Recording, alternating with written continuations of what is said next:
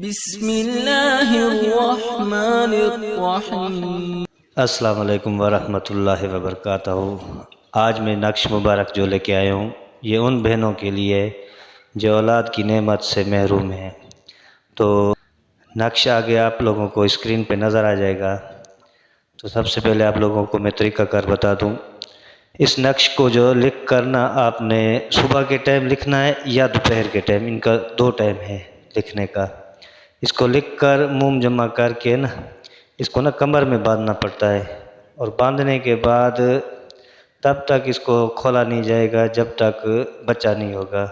بچے کی امید اگر ہو جائے کہ بھائی 1 ماہ کا ہو گیا یا 2 ماہ ہو گئے ہیں اس کو، تو اس کے بعد جو ہے اس کو کھول کر پانی وغیرہ یا درخت وغیرہ میں لٹکا دیں، ٹھیک ہے نا۔